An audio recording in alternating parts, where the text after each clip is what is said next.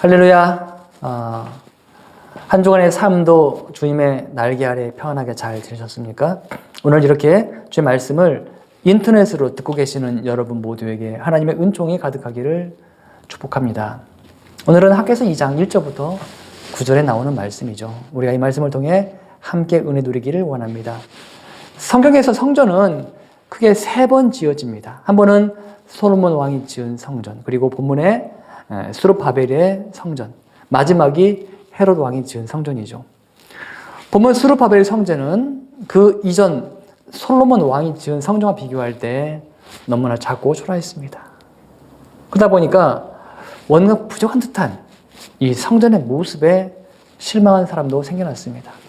문제는 과연 이렇게 투박하게 지어진 성전이 하나님께서 기뻐하시는 성전인가 하는 것입니다. 이스라엘 백성들은 바벨론의 포로로 끌려갔다가 이제 페르시아 왕 고레스의 칙령에 의해 다시 고향 땅을 밟게 됩니다. 오늘 말씀의 배경은 유대인들이 고향 땅에 돌아와 가장 먼저 여호와의 성전을 건축해야 하는데 그만 착공만 하고 수년간 공사가 중단되게 됩니다. 물론 여기에는 여러 가지 환경적인 요인도 있습니다. 기존에 살고 있던 사람들의 어떤 약탈과 또 자연재해, 그리고 세속적인 생활을 하다 보니까 더 이상 공사를 진행할 만한 그런 상황이 아니었다는 것이죠. 그러나 우리가 알아야 할 것은 그 어떤 것도 성전 건축 중단에 대한 변명이 되지 않는다는 것입니다.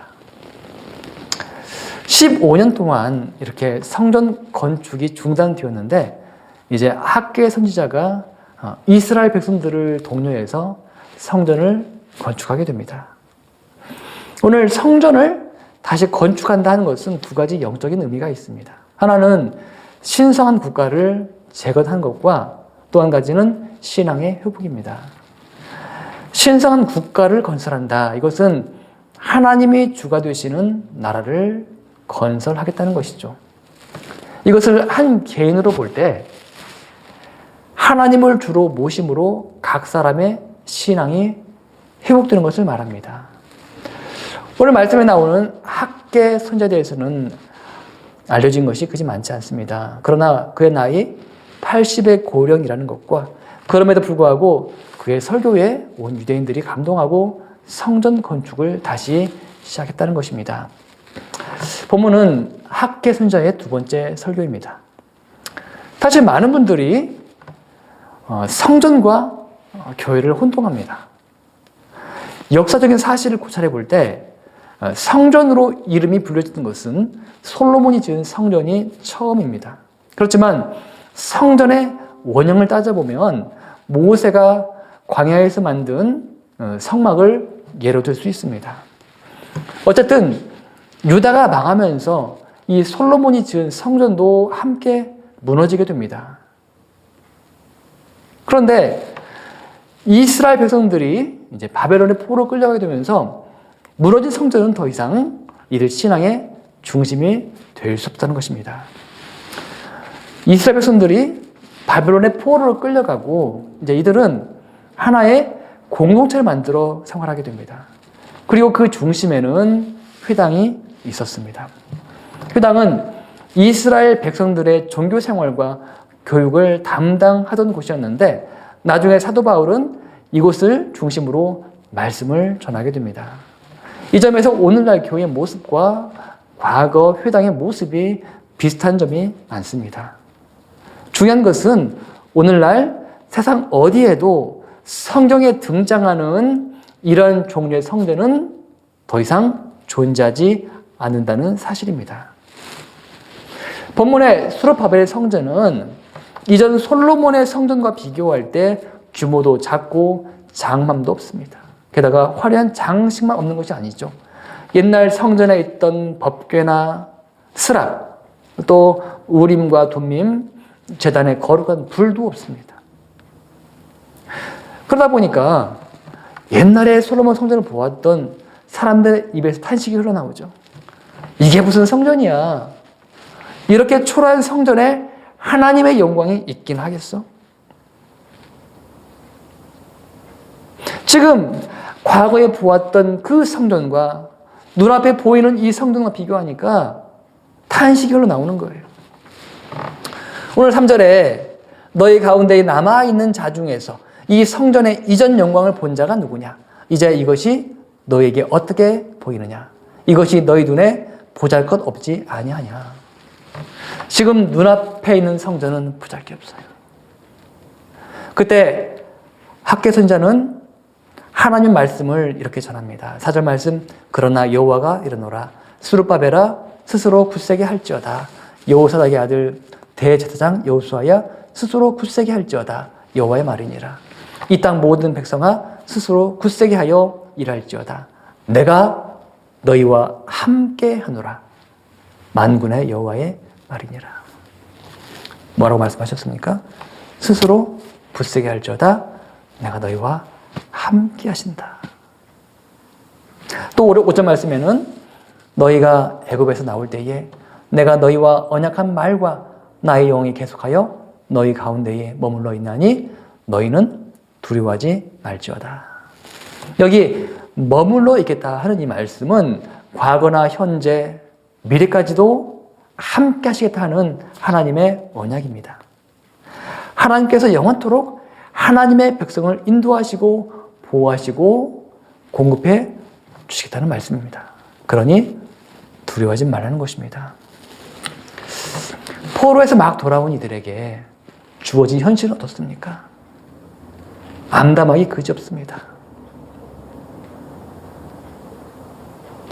이렇게 누추한 수룹바벨의 성전이라 할지라도 그래도 하나님은 자기 백성과 함께 하신다고 약속하셨습니다. 성전이 아무리 화려해도 하나님이 그곳에 안 계시면 아무것도 아닌 거죠. 에스라 말씀 보면은 포로로 끌려갔다가 고향으로 다시 돌아온 자가 약 5만 명이라고 하였습니다. 모세가 홍해바다를 건널 때 그때 장정만 60만 명이었는데 그때와 비교하면 10분의 1이 채 되지 않습니다. 이렇게 적을수록 과연 언제까지 여기서 버틸 수 있을 것인가? 희망이 잘 보이지 않죠. 그러나 하나님께서는 선자의 입을 통해 이렇게 말씀하셨습니다. 6절과 7절 말씀, 만군의 여호와가 이같이 말하노라. 조금 있으면 내가 하늘과 땅과 바다와 육지를 진동시킬 것이요 또한 모든 나라를 진동시킬 것이며 모든 나라의 보배가 이르리니 내가 이 성전의 영광이 충만하게 하리라. 만군의 여호와의 말이니라. 하늘과 땅과 바다와 육지를 진동시킬 것이다. 모든 나라를 진동시키고 모든 나라의 보배가 이를 것이며 내가 이 성전의 영광이 충만하게 하겠다. 인간의 힘과 노력으로 세상을 움직이는 것이 아니라 하나님께서 친히 세상을 흔들어 보시겠다. 모든 역사를 우리 하나님께서 주관하시겠다는 말씀이에요. 하나님은 역사뿐만 아니라 우리 인생도 주관하십니다. 하나님을 알지 못하는 사람들은 뭘 먹을까, 뭘 마시며 뭘 입을까 항상 걱정하지만 우리는 믿음으로 삽니다. 하나님은 또 이렇게 말씀하셨어요. 8절 말씀 보니까 은도 내 것이요 금도 내 것이니라. 만군의 여호와의 말이니라. 그런데 물질적인 그 풍부함도 사실은 하나님께로부터 옵니다.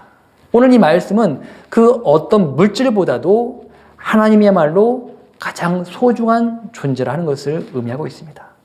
여러분, 하나님이 가장 큰 복입니다. 성전을 가치 있게 하는 것은 음이나 금이 아니라 바로 성전에 임재하시는 하나님이십니다. 그래서 오늘 하나님께서 함께 하시는 수룹바벨의 성전은 영광스러울 수밖에 없는 것입니다. 오늘 9절 말씀, 이 성전의 나중 영광이 이전 영광보다 크리라. 만군의 여호와의 말이니라. 내가 이곳에 평강을 주리라. 만군의 여호와의 말이니라.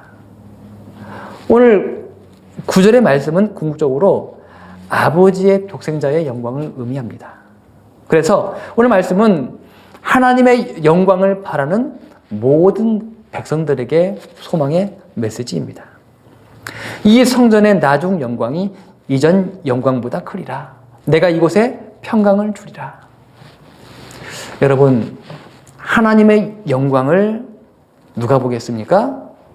하나님을 가장 큰 복으로 삼는 하나님의 백성입니다. 세상에서 우리 삶을 살아가는 동안에 여러분, 이전보다 더 큰 영광을 사모하시기 바랍니다. 그리고 오직 하나님 한 분만 바라봄으로 믿음으로 나가시기를 이 시간 주님 이름으로 축원을 드립니다. 우리 같이 기도하겠습니다. 하나님 감사합니다. 저희들 주님의 은혜로 살아갑니다. 주님의 임재하심이 그 어떤 것보다 큰 복임을 이 시간 깨닫습니다. 저희들 삶 가운데 우리 주님과 함께하며 믿음으로 나가기 원합니다. 저희들 걸음걸음 지켜주시고 저희들 모든 삶 주님의 친히 인도하여 주시옵소서. 이 모든 말씀 믿사고 사랑 많으신 우리 구주 예수 그리스도 이름으로 기도합나이다. 아멘.